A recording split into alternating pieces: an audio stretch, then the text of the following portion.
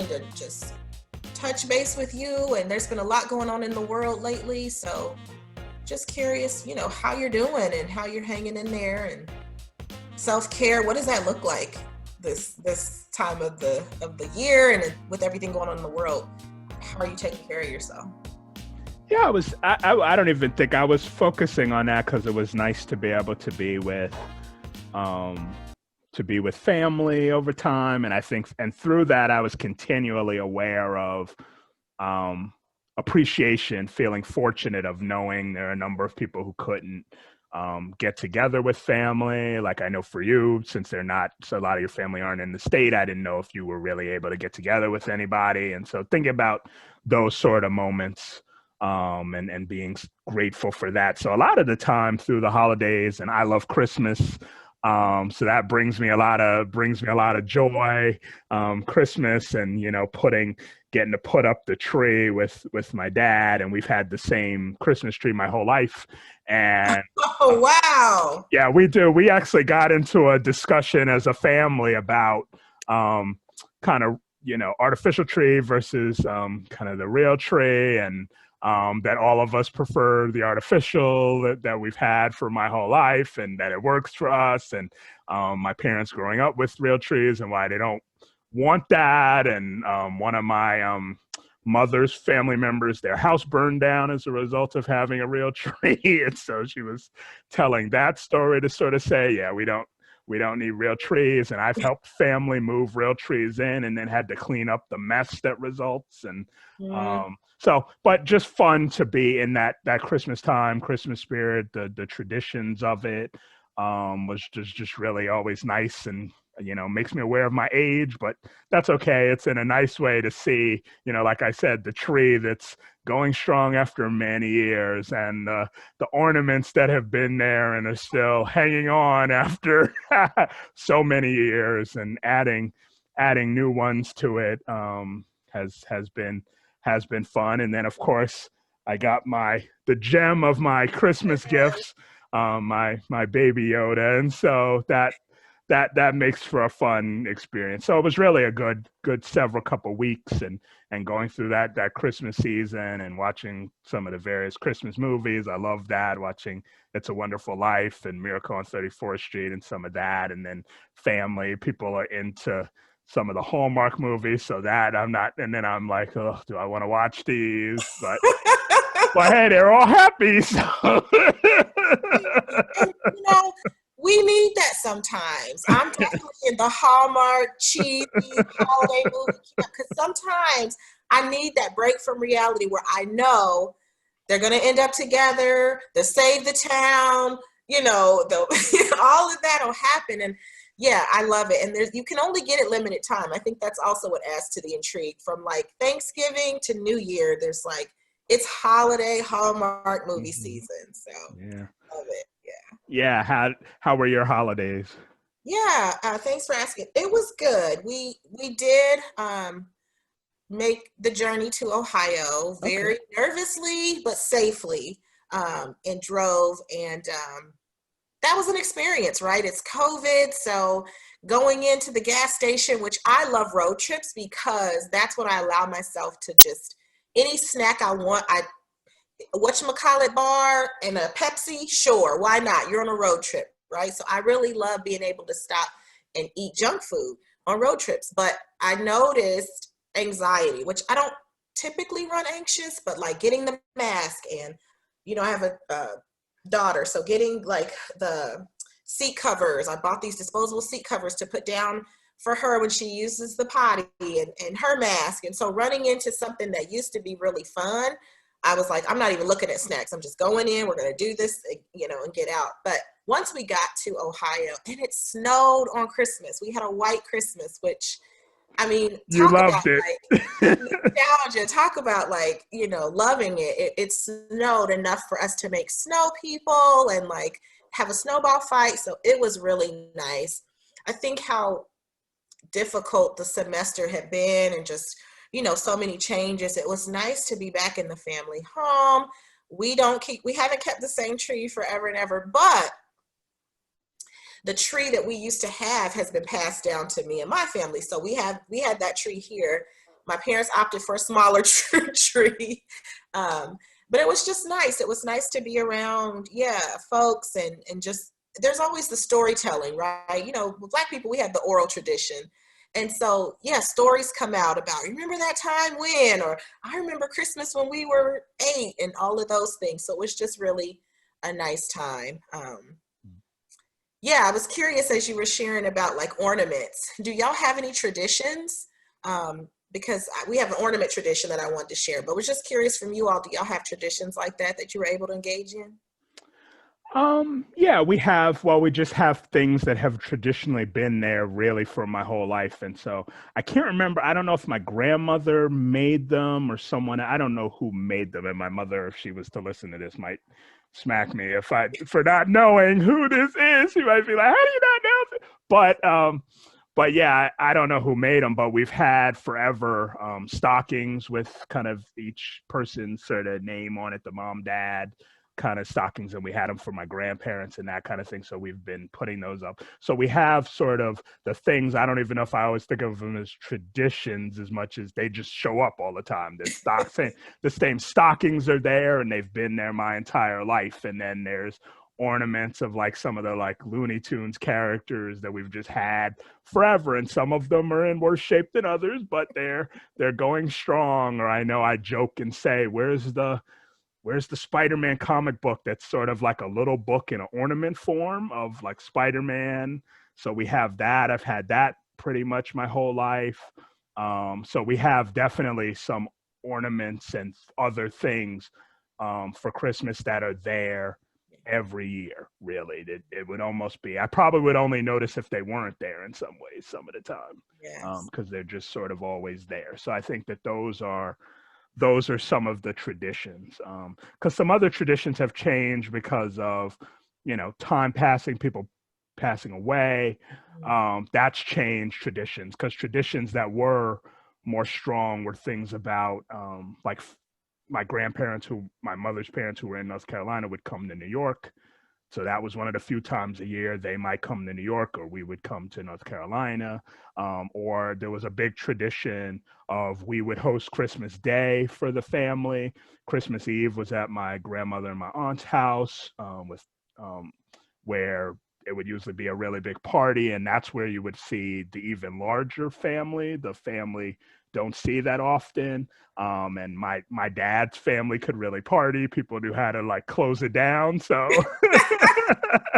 that would go late into the night with great music and some dancing happening, and just a lot of festive sort of things. So that was always special. So that tradition, so the tradition of getting together, and so who that is now, how big it is, has shifted. We got to do, even though it was only the 4 of us this year, we did a game day after Christmas this year. And we used to do that as a tradition for several years, of getting family together, having a game day, playing, like tic-tac-toe, or we always laugh about kind of, what's the Steve Harvey game show that Family Feud? Yeah, we would always laugh about playing that together, and where the family, on there, everybody claps and says good answer, even when it's a terrible answer. We're the family that would make fun of people for the answer of like, that's awful, terrible answer, terrible. So it was nice to get to, have some of that tradition of just playing games the day after and spending time together that way. And we like some different games, so you get a little different flavor of kind of what we're playing from. I love a game called Seen It, which is about movies and answering questions related to that. And then my mom tends to be very into sort of brainy games where you're making word Scrabble and those kind of games and stuff. So everybody got to pick their game they wanted to do, and we had a really good time. So those are some of the traditions, I think, or traditions kind of coming back that I really value and stuff. So you said you have an ornament tradition? Yeah. I'm glad to hear traditions were able to, even though there's so much changing in the world, that you were able to still have your game day and things like that. So we have, my nuclear family, if you will, has an ornament tradition where every year we'll pick an ornament. And then my daughter's godmother sends her an ornament and pajamas every year. She's only 3, so we've only got 3 years worth. But it's just a sweet tradition that her godmother did with her. So it's just nice to pass that on. But my family of origin, so my parents, my sisters, my siblings, we have a few traditions. One of them is matching PJs. So each family, so for instance, my nuclear family, my sister's family, we'll pick a pattern or pick a design, and that's what we wear Christmas Eve into Christmas Day. So it makes for really nice pictures, but it's also just something cool to kind of know what year, what pattern, you'll choose. And then we've been eating the same breakfast. This tradition probably outlasts any of the ones we had. Probably half of my life, where my youngest sister makes homemade, she's the baker of the family, right? So she's the one asking for KitchenAid stuff. You can buy her she's every appliance known to man, but she makes homemade cinnamon rolls. So she'll wake up early. I helped her this year. I don't normally, I sleep in typically, but this year I said, I want to learn the recipe so I can start to incorporate it in, my family. She's holding that recipe tight, but I think I got a few. She woke up about 4 a.m. to prep, right? And so this is the yeast, this is the flour, this is in the bread machine, and all of it, and it rises. And so I messed up a little bit. She had asked me to cover it with plastic, and then I didn't know it was supposed to. I wasn't thinking yeast, it needs to rise. So I was going to just pop it in the oven. And while she took a shower, this was about 6 a.m. And so we thought, okay, people will be waking up soon. She happened to come out and say, where are the rolls? And I said, oh, they're in the oven. She goes, no, they have to rise for 30 minutes. So we took them out the oven. They rose. They were good. But I think the reason they weren't quite as they are every year was my fault. But we've been doing that tradition. See, she was always the baker growing up. So I want to say easily 15 years. We have cinnamon rolls as we're opening gifts. We're eating, coffee now as an adult, but back then hot chocolate or whatever in our cinnamon rolls. So just sweet little things that it's nice to be able to include, like we were saying, even though so much has changed. I love the holidays everyone knows I'm going to be watching my Hallmark movies. My dad will be listening to Motown Christmas. Mm-hmm.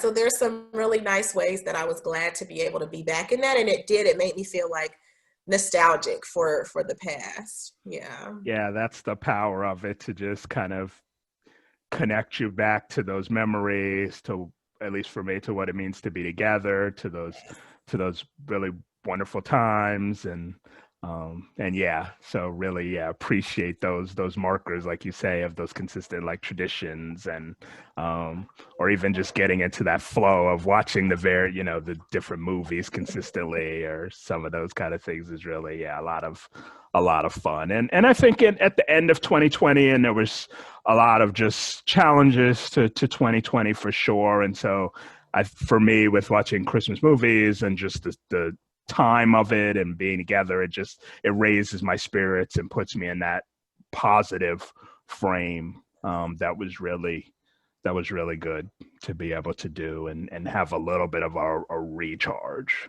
in certain ways.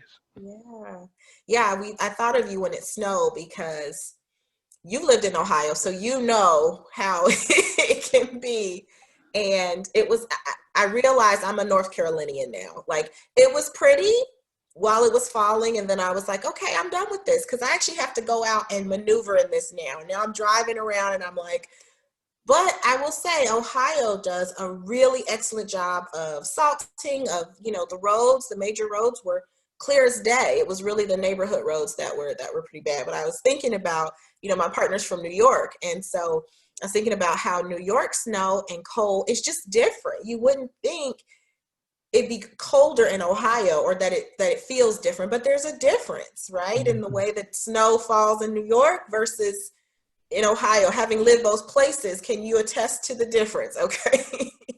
Yeah, and I think some of the difference probably comes up for me for being at different ages in those places, like you're saying, because like you're saying, as an adult needing to drive, and then snow becomes much less enjoyable, whereas if you're just getting to stay put, it can have a lot of enjoyment. When I was I went to UNCW for undergrad, and when I was there, it doesn't Wilmington's weather is gorgeous most of the year, but it did snow a couple times. And one of the snows was just so much fun because they, they know they have to shut down. So any little bit of snow, it just shuts down. So no going to class and school and whatnot. So we were in the house, but it snowed enough to just, like you said, make a snow person. And so my roommate and I were out there doing that, and to just feel young again doing that, and how much fun that was. And then I'll never be able to tell this in a way that makes it funny. It's one of those, you had to be there for it to be funny. But his now wife was over there, and at some point she was just outside running, and we were watching her in the window cracking up just because of how she looked running around, and she looked so happy. But I don't know where she was running, what was happening, but she was like running around as no person, just sort of running in the snow. And it cracked us up to no end. We still talk about it now. And I think we're the only ones who get how funny it is. You had to be there, but it's just those moments with the snow. And when you said that it snowed on Christmas, I just flashed back to being a kid and waking up and getting, Star Wars toys, and then getting to go out in the snow with my cousin, and then you're playing, Hoth, and playing like you're in Star Wars with the different things, and how magical that could be, how much fun that can be. And then thinking back to, going sledding at my elementary school, and there was a hill, and it kind of aimed right towards the school. So it sort of had an element of danger there was a point, there was sort of, if you went down the hill and didn't stop yourself, you could sort of slam into the benches, but that sort of made it fun. So, I mean, we're older, so I think some of that litigation and stuff wasn't as big a thing back in the day.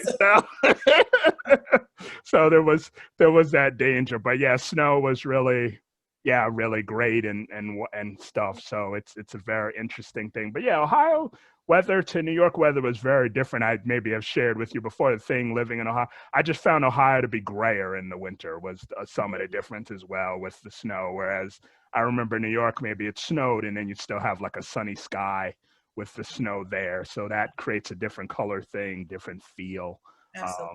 Different feel to it. But it's really cool that you had that. That makes it feel like what I associate with Christmas in a lot of ways, when you can have snow. And what's really interesting is a friend of mine had said, it hasn't snowed on Christmas in like a decade. And so I was asking my mom, I said, is that, because they live there, I said, is that true? And she thought back, she said, yeah, it's been at least 9 years, and she had some things marking that year that it snowed. So it's just interesting. It was beautiful. And it really started my family, in a discussion of like, what was your best Christmas? And, it's interesting what stood out for different family members, because the Christmas that would have been my best Christmas, I thought was a shared, and it was a great Christmas. But, to hear my dad say it was one where my cousins who live in Alabama, who had never seen snow, so they must have been young adults and little kids, they had come up to stay with us, and it snowed like blizzard conditions. Wow. And they wanted to go out. I mean, they were like, this is my cousin Micah, so if you're listening, this is a shout out to you and your family. But they wanted to go sledding, they wanted to do all the things, and we were unimpressed. Like, me and my siblings were like, yes, over it, like, this is a nuisance. But, we went out there with them, and my dad was just saying it was just cool to see through their eyes, similar to this Christmas, seeing it through my daughter's eyes, snow. I mean, she was like so excited, stood at the window, like watching. And so it led to a really nice discussion around like what was our best Christmas. And we're just really fortunate to have had, like you were saying earlier, knowing some people either don't have safe family or can't be around family. We've been always fortunate to have had really, really, really good and warming experiences. So recognizing how, fortunate we are in that, but then leading to really nice discussions of, it's not the presents. I remember some of the presents, but it's, that togetherness, the traditions, the smells, I smell cinnamon rolls baking and it takes me to Christmas.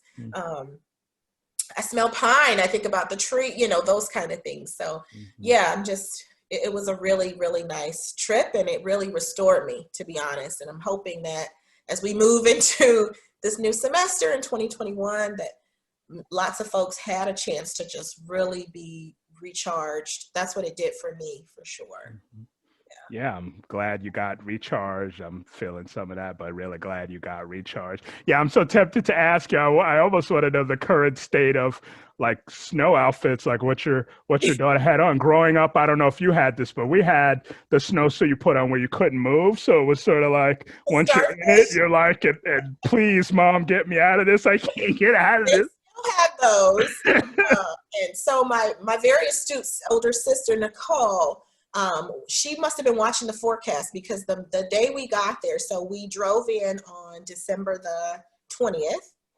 And when we got there, she come over to my parents' house and she brought Michaela, that's my daughter, she brought her a snowsuit. And I thought it was clear skies that day. It's cold, but it wasn't snowing. And I thought, okay, thank you. This is thankfully she did, because by Christmas Eve, it was starting to really come down. So yeah, it's similar to the ones we had, maybe not as restrictive. I mean, she was able to move, but certainly they've got the suit part that zip up, and then the parka part, and boots. I had her, double socks and boots. And by the time she had all that on, there was some difficulty maneuvering. But, yeah. And I realized once you don't live in that kind of snow, you forget all that you've got to do, right? Like I forgot, I need like my thermals and like the thicker socks. And so, yeah, I wasn't out there very long because I didn't bring any of that. Again, the forecast wasn't that it was going to snow. So, but yeah, that's the current state of snow gear there. I think if we go next time and it does that, I will find a place to go sledding, because that's a fond memory. Thinking back to what I was just sharing with you about what my dad shared was his favorite Christmas. So my cousins and my siblings and I, they wanted to go sledding. We didn't have sleds, so we took trash can lids, right, and cardboard boxes. Mm-hmm. There was a big neighborhood hill, and all the kids were doing it. We weren't the only ones, but that was really fun. And there is something to be said, though, about the energy of being a kid, because I think going down a couple times as an adult, I'd be like, all right, done, I'm cold, I need to go.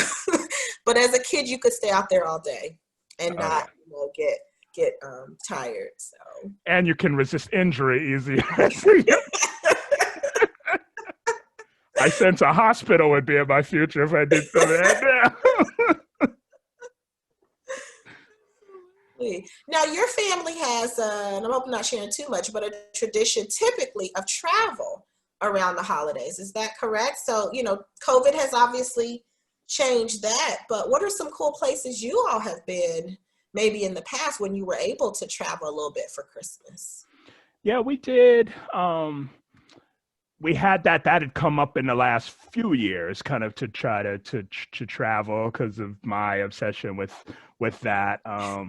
So some nicer, and my sister had really suggested, since we're off anyway, it's a good time to travel because you're sort of not, you're already off from work necessarily, so maybe you're not having to dip into like a lot of vacation to still pull off a trip and that kind of thing. So of recent times, the one that comes to mind as the nicest was we went to New Orleans on Christmas a few years ago, and so that was really just wonderful to get to be there. You don't get the snow aspect of things, but still just wonderful to get to be in New Orleans again. I hadn't been back in 20 years or so because I went to Mardi Gras when I was in college, and that was an interesting experience, but didn't get to experience as much of the city. It was more about the Mardi Gras aspect of things.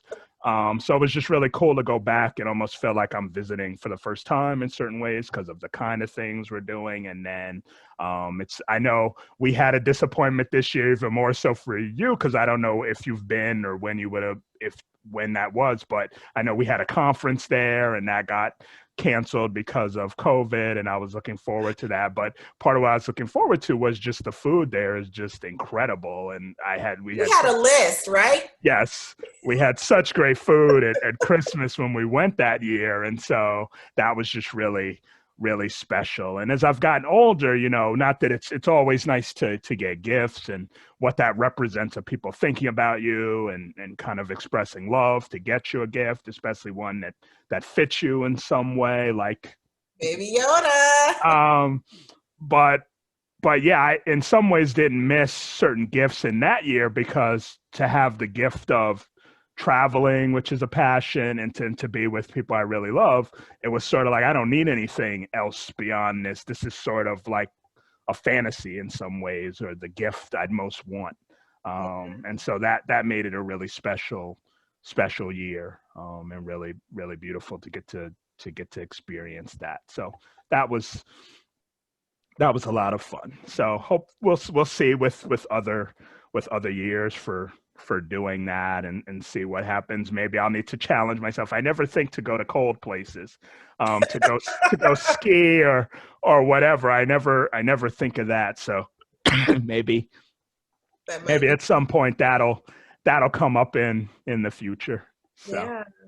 Yeah, no, I was thinking about what you were saying about, when you're with the people that you care about and you're doing the things you love to do, you don't necessarily miss the traditional way of celebrating a holiday. And I'm thinking about a couple years ago, my family, Thanksgiving is my favorite holiday. I love Christmas for all the reasons we mentioned, but Thanksgiving, yeah, even more so than Christmas. The smells, the memories of cooking in the kitchen with family, my mom, my sisters. I love Thanksgiving. And a couple of years ago, we went on a cruise, a family cruise. And it was really, lots of people were in my family, my sisters mainly, were kind of like, is this going to feel like Thanksgiving? Because it was different, but we just had such a nice time, and we were together, and, the cruise ship's version of Thanksgiving was not adequate at all, but it was like, that's okay. We don't have to have that all the time, right? We're traveling, we're with each other, we're doing different things. And so, there was certainly that, what you're saying around, like, you can still celebrate, you still get that fulfillment in a different way, even if you're not doing it in the traditional way. So I don't know that we'll do that again, but I certainly am glad we did it at least once, because it felt, it was really nice. I love traveling as well. You and I always laugh about our different vacation styles, where I just want to be on a beach somewhere with a good trashy novel, some sunglasses, the heat of the sun. I can maybe be good for one excursion where I'm going and doing, but mostly I just want to be.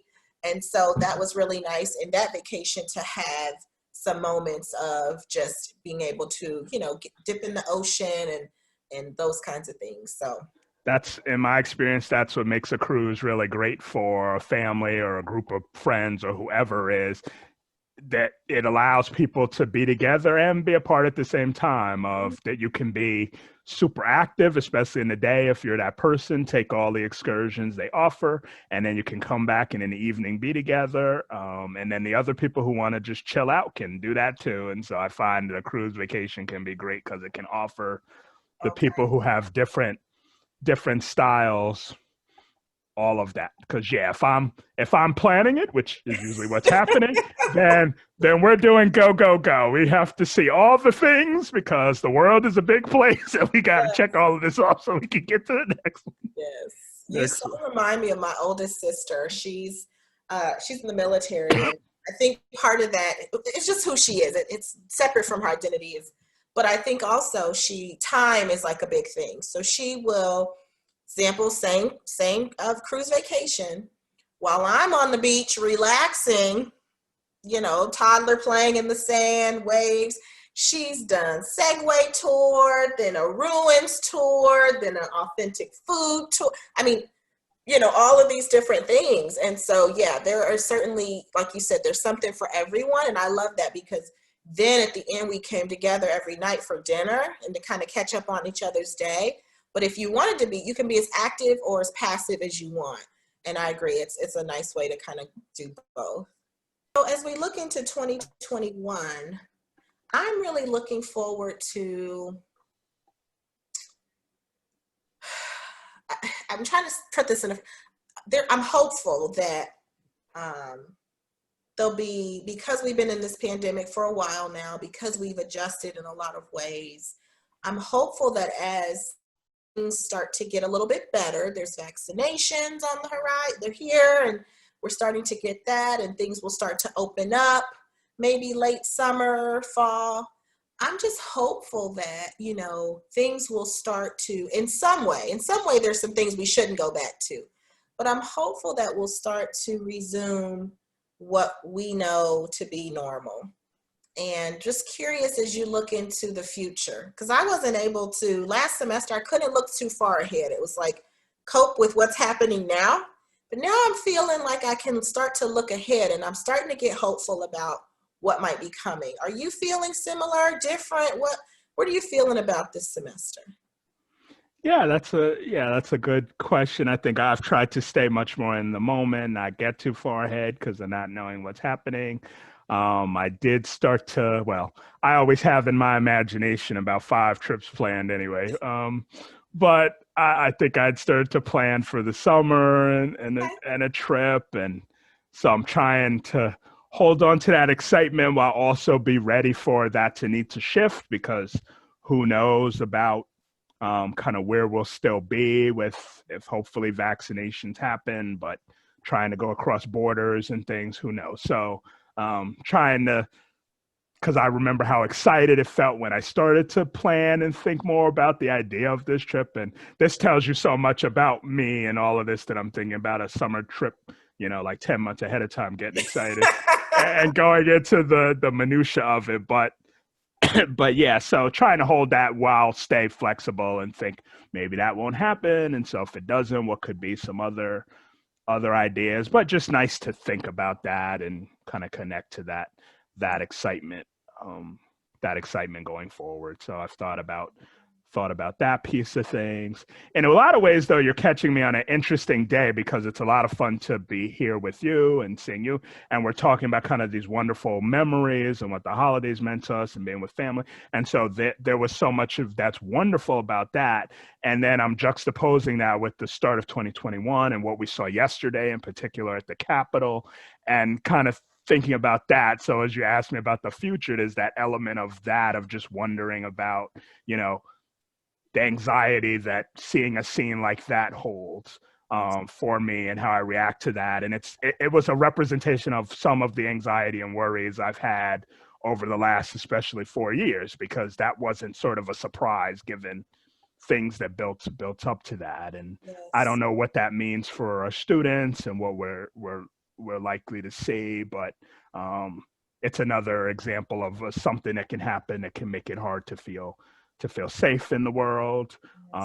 And I think particularly, I love basketball and love the NBA. And I thought that a lot of people involved with the NBA were really eloquent about speaking to what happened yesterday and their reactions and pointing out the double standard hypocrisy, the what if that had been, a lot of Black folk marching and would people have, just ended up being sort of calmly walked away or left there and nothing happens. And Yeah. so that's just an interesting thing as we move into 2021. And I think for me, it also brings up the sadness of the COVID period to some extent. Is I would have hoped that in this global pandemic, when we all have to go through this and are in some ways could be united by this, that we would have come up with a new understanding of life and ourselves together, ourselves as an interconnected society. Mhm. Um, and I would have hoped that that would transform us more than for the better than I think that it has. And so I have some sadness around that and starting 2021, and that what happened at the Capitol is sort of the representation of that. And it would be nice if we were in a different place. We were in a place of that it's okay to lose and not be a loser, to take that with grace, and to be bigger than yourself and think more about others. And those are some of the negative messages that have come from the last 4 years in a lot of ways, is that it's been very much about just look out for just you, and number one, and it's about selfishness and it's about cruelty, and that's just sad in a time when we should have all been reminded of mortality. We should have all been reminded of our interconnectedness. And so this idea of I'm good if I'm just good and maybe a few people close to me are good and then I don't care about what happens with anyone else. And we can't afford to be in that sort of silo because that's not how life works. That's not how especially a global world works. But Mhm. so I just wish there had been more change Yeah. from such a profound what seems like a profound moment in history, but it seems like maybe we still have more lessons to learn, unfortunately, or haven't learned maybe the lessons I would have hoped would come from this time. So starting 2021 with that in mind, as there's that hopefulness you mentioned, and that hopefully, and that sort of ray of light with the vaccine, and hopefully there'll be shifts in what's happening with COVID and that kind of thing. And well aware there's still some lingering things in a way that we have to deal with history immediately, history that's from long ago. And so yeah, just feeling that, carrying some of that today, as well as you asked me about 2021. So I don't know about your reactions to that, or what you're thinking about kind of as we go forward. So much. I appreciate you bringing that up, because I noticed for me, I was actively avoiding. I think I can easily topple into despair, right? Mm-hmm. And so part of me trying to sort of channel the positive was, feeling all the things. Yesterday, I was watching it unfold on live TV. I had been waiting for Governor Cooper was going to be declaring some information about the vaccines, and this was breaking news. So obviously they, interrupted the program for this. And, I kept hearing messages of this is not who we are and this is not America. And to me, that flies in the face of my experience of the history of this great nation we live in, which is the kidnapping, enslavement of millions of humans, the, slaughter and consequent encampment of, native bodies here. And so there was a way that it felt like a reckoning coming for maybe folks who don't have to think about racism or they don't have to think about racism in that way, that they kind of got to see that double standard. They kind of got to, it felt like this is what we are talking about. This is what we march for. This is what we say.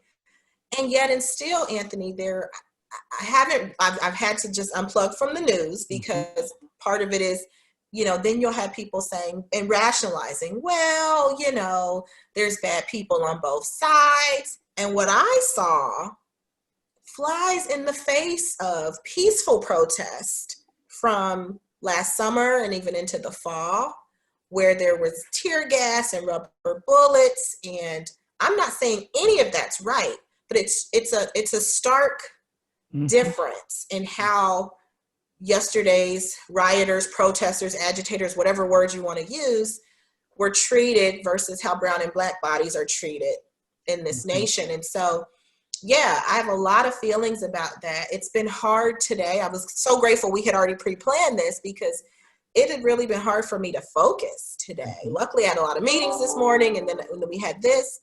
But in my quiet time, I kept coming back to, this is who we are. And it's finally holding a mirror. And so for some people, this is a day where they are really struggling with, wow, this is the ugly side or the dark side. But it's like, this is us. And so I kind of feel like the I told you so. Like, I kind of feel like the parent that says, I told you so. But there's no, that doesn't even feel good, right? Like, I can't even take solace in that, or there's no fun part of that. I just want us to do better. And I am hopeful. I don't think electing and installing a new president is going to instantly erase these things. I'm very realistic. I hope we all are. There's a lot of healing that has to happen. There's a lot of naming that has to happen. But also, I think, Anthony, I'm juxtaposing this with the work that we've been doing personally in our lives. So I think that this is heavy, because as a brown and black person, as a black woman, this is the lens that I see the world through all the time. And I'm always constantly aware of race. And here it is in my face again, even when I don't want it to be. So I totally agree with what you're saying. I think watching it as it was unfolding was another kind of trauma too, of like, I can't believe they're not detaining, arresting, I was like outraged. And what do you do with that? How that sits in the body, and what are the consequences of sitting on that kind of anger and sadness? And frustration. And so I've been really intentional about, taking breaks and just body movement. I've been reading some really good books and listening to some other podcasts. Ours is my favorite, of course, but but there are people out here doing the work of how do you heal the healers? You and I go into session with folks and we hold their stuff and we contain them. But how do we then heal ourselves, or how do we find containers for ourselves? So part of what I think I'm looking forward to in this semester and this year is trying to figure out how to do that better, because I think when George Floyd was murdered this summer, which catapulted for lots of people, here's this brutality that's in our face, even though, again, it wasn't the first time. It's happened before. As Black people, we know it, but here it is on a national stage. I think we were reactive, and we picked up the torch and we just moved ahead, and we just used that energy. And now I really want to be intentional about, what do I need? Because that's not a fight that's going to be easily won. And I can easily wear myself out with, all of the work that has to still be done. So I could talk all day about it. Maybe we need to to have a separate podcast about it, but I really, really appreciate you bringing it up, because for me, there has been almost an active avoidance of it. I went to sleep pretty early last night. I didn't want to kind of see. I sort of already knew there weren't going to be, I sort of guessed that America was going to do what we do, which is treat brown and Black and white folks differently. And so once I was not seeing arrests made or people detained, and again, I'm not in any way saying that people need to be hurt, harmed, or maimed. What I'm saying is people don't need to be hurt, harmed, or maimed. Peaceful protesters, right? There's a double standard here. And so, yeah, once I saw that wasn't happening, I went to bed. I took care of myself in that way. I woke up this morning. It was there everywhere. And so I was just really trying to sort of like find the joy and find the hopefulness. And I did take off Inauguration Day. I'm very excited. I'm going to have my daughter here. We're going to wear our blue, and we're going to have a little mini party, because this is history in the making. And I'm very excited for, our president-elect and vice president-elect and the work that they're going to do, and the platform that they ran on, I think aligns with a lot of my values. So I'm hopeful, but yesterday was just a reminder of, people want to say how far we've come. How far have we really come?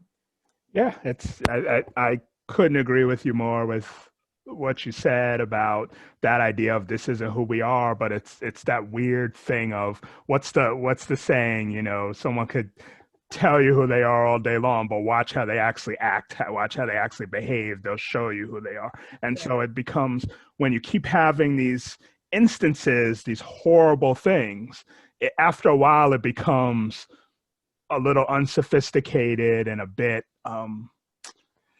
and just a bit too simple, and really doesn't capture it fully to keep saying it's not who we are, because we seem to keep coming back to it though, and having these things. And maybe it's shocking because, have we ever been at a attempted coup before? Maybe not, but we've been on the cusp, or it doesn't take that long to get to this point when you've been sowing the seeds of hate and division and cruelty and yes. And that kind of thing. So yeah, I agree with you with that, and the need to focus on what might I need to take care of myself right now, so that I can be healthy to support others and to live life. Like you say, one of the frustrating things, but the things we have to also accept the reality of, is that it takes work to change things. And so it will take time. And so there is no magic to kind of take care of if it's racism in this country, or if there's other kinds of systemic things. There's just no magical thing. We would like there to be. We would like it to all be different tomorrow, but that's not the reality. That's not the reality of change. That's the frustrating thing. But it doesn't also mean that the efforts are in vain, that the taking care of yourself is in vain, that the moment-to-moment interactions where you do something differently or help someone else think of these issues differently isn't isn't important. And, you know, the marching and the advocating and all of those things, it builds to something, but it takes time. And I appreciate that in our students, their energy. And it's really historically been the youth who push change in a society. They have the energy for that. They have the hopefulness for that and the vision for that in a way that older people maybe sometimes lack. And maybe also they have the courage and maybe are less tied down by, maybe as you get older, maybe you're trying to hold on to things, keep things the same. And you're like, well, this is my little corner. I just want to protect that. So that's one of the nice things working where we work, is to see the students' energy to bring good things into the world. And so I hope that even as many of them are likely impacted similarly to us as we're talking about this, that hopefully they don't just sort of completely fall into despair in that way of like getting stuck in it. You can feel whatever you need to feel, but hopefully also comes in kind of the idea of this other work and these other ways to approach life that can, and so I hope for that, and have seen that from the Carolina students before. And so hope they can sort of tune into that and continue to make things better, make our society better, make our country better. So that's where I put my hope. As you were saying that, I was reminded there were some bright spots, and even with all of this, I want to get the wording correct. The Graduate and Professional Student Federation sent out a very clear statement condemning kind of the acts on Capitol Hill yesterday, and they mentioned CAPS and they mentioned the Multicultural Health Program. So I want to just take a minute to kind of plug that. If you're listening and you're a CAPS or your UNC student, a BIPOC student in particular, all students are welcome through CAPS. All students, please connect with us. But we do have a program that's specific to our BIPOC students, where we have therapists of color that can meet with you, whether it's through individual, we have certain groups that we can share about, and then outreach opportunities. So we have the Multicultural Health Program. You can get more information through our website, and we're happy to be there to support you. Sometimes you need to just feel heard and validated. And if, whatever you're feeling, like Anthony said, feel the feelings. And I know even though I can lean to despair, I don't stay there. I just am, I might teeter on it a little bit, and I might have to sort of over focus on self-care a little bit to kind of bring me back to the center. And we can help you with those skills to do that. So some of the groups I'm thinking of as we are, thinking about our BIPOC students in particular, and how this might be kind of reliving some trauma and some re-traumatization of things that we might have seen in the past, is our Brother to Brother group, which Anthony leads, and that's for our Black identified male students. We have We Gonna Be All Right, which is a group that it'll meet later in the semester, but it's really just designed to be there as a container for all the things going on in the world. And then we have Empowering Black Women, which is a group for, just as the title says, for Black women, and it really is designed to connect, right? Sometimes we get pitted against each other, and we get sort of the message that kind of the crabs in a barrel syndrome, right? Like, I got to get mine. As you were saying, Anthony, forget about how you get yours. And that's really not as a people, right? If you go back to kind of the roots of who we are and where we come from, we're collectivists.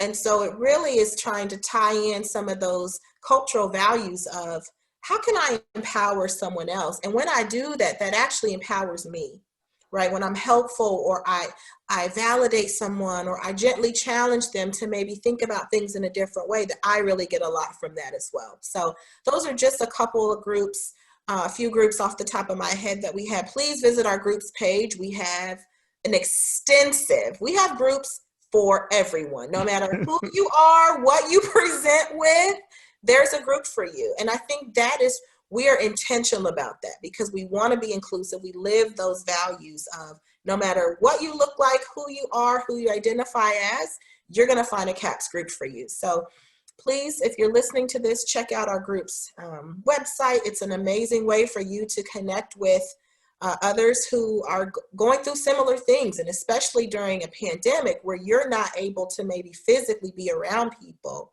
This is a really connected way.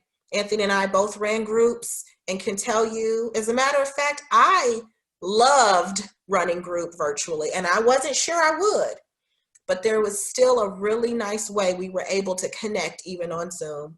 I didn't feel like anything was lost. So I know I'm going on, but I really wanted to just, if you're listening, and especially in light of the things that are happening in the world, whether it's COVID related, whether it's racism and racist pandemic related, whether just as other things that might be going on in your life, please know that we hear you, and we've got a group for you, and we're happy to help you connect. So you can go to the group page, fill out an interest form. Someone will contact you about next steps. Yeah. I'm just so happy you were going on and on about group. I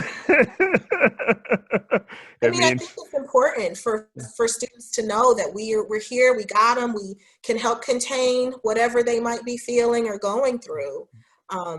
Particularly, we've still got days left before, power is transitioned, and then we've got the time beyond, and we're still in a pandemic, right? So Anthony is a group coordinator and can share with you the intention that we put behind our group's program. It really is phenomenal. Yeah. So thank you for mentioning that, Erin. And also to mention, you mentioned in my Minority Health Program that to also mention all of the outreach work you do. And so, yes, students want students to know that they're welcome, can certainly seek out CAPS for if it's individual therapy, group therapy, those sorts of things. But as well, groups can request that we would also do presentations with them or workshops or interact with them outside of the therapy space, shall we say, and something that can still be therapeutic. And so being together, forming sense of community, having things normalized, getting information around various mental health, which could include the impact of oppression, various isms, upheaval in society on mental health.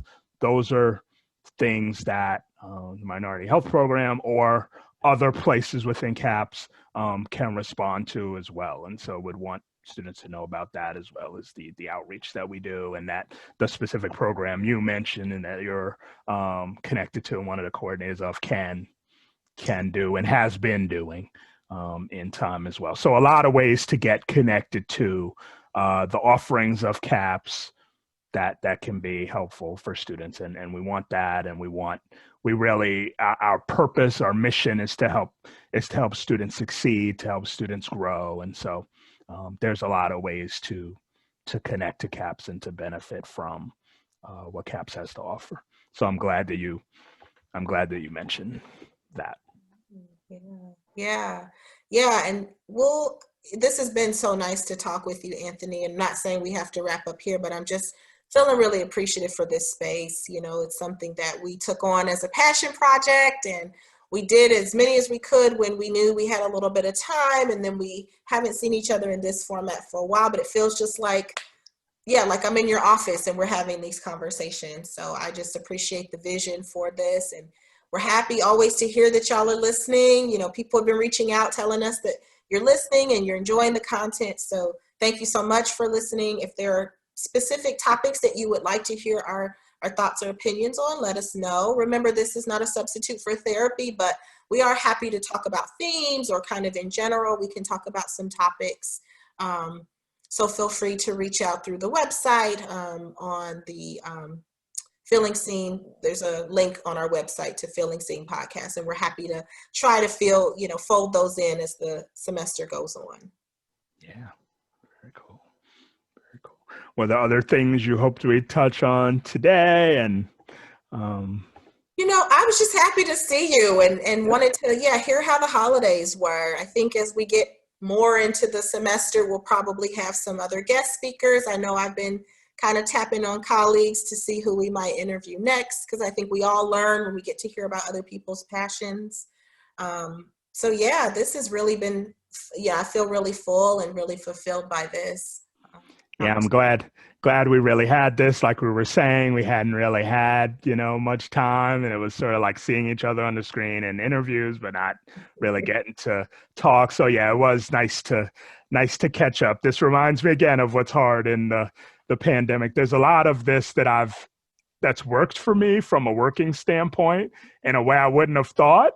But it is hard not to go into the office and just have the casual, okay, I just float to someone's office and get to chat with them and laugh.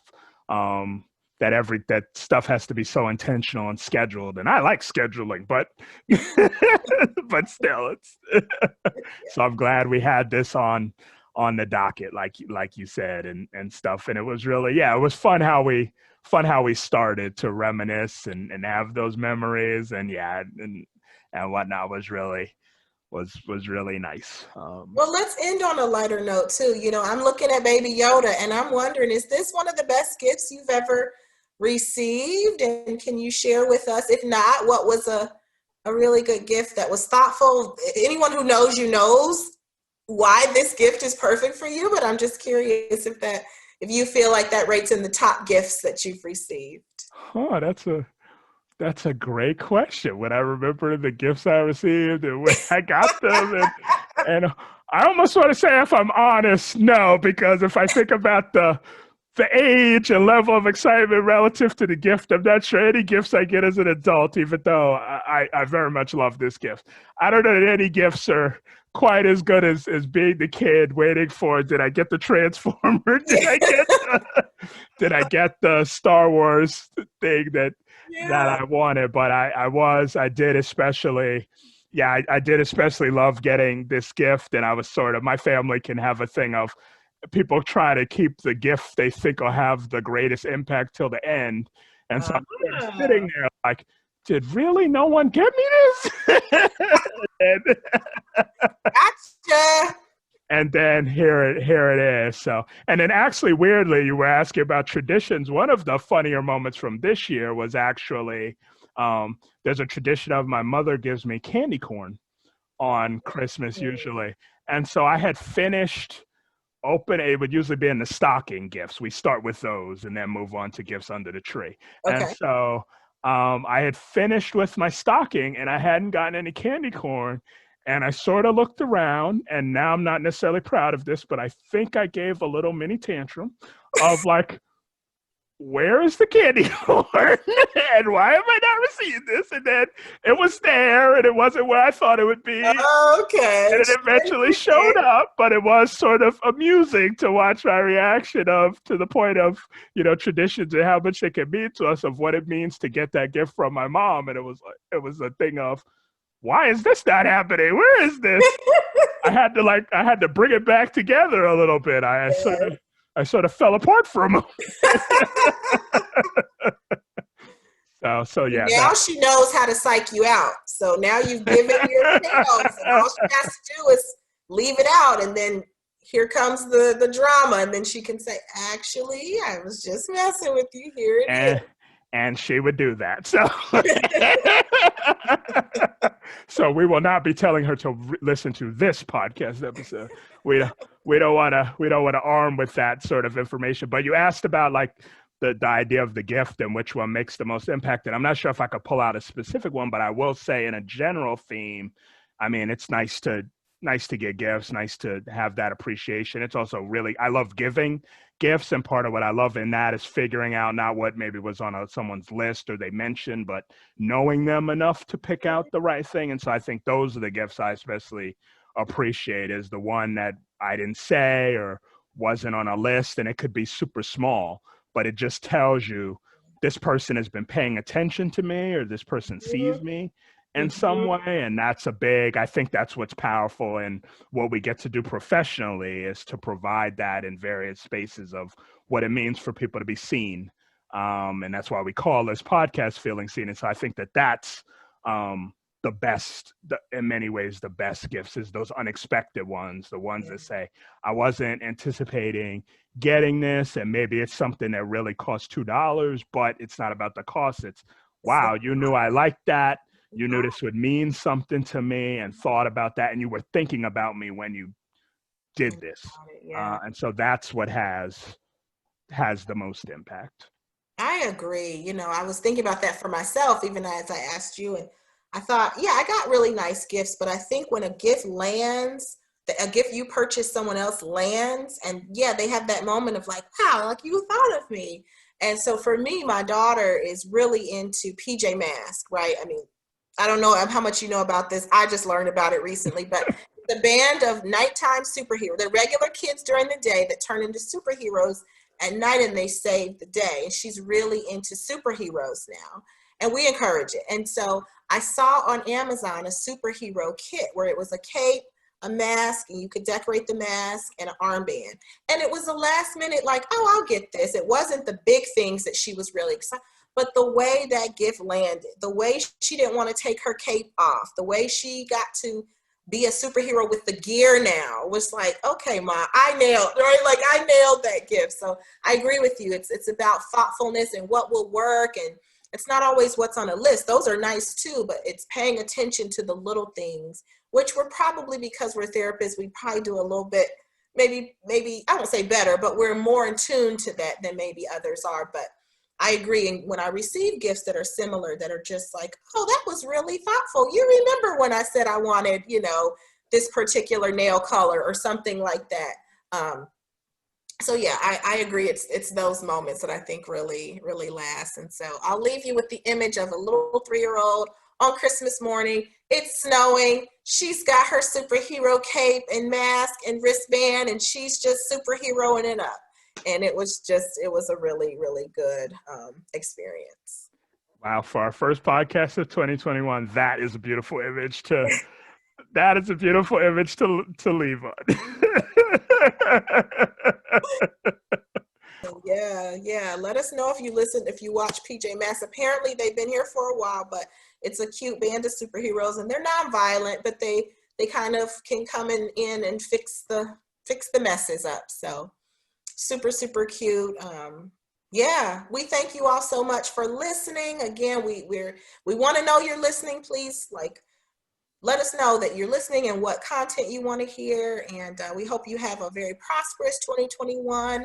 You'll hear more content from us. But yeah, this has been Feeling Seen.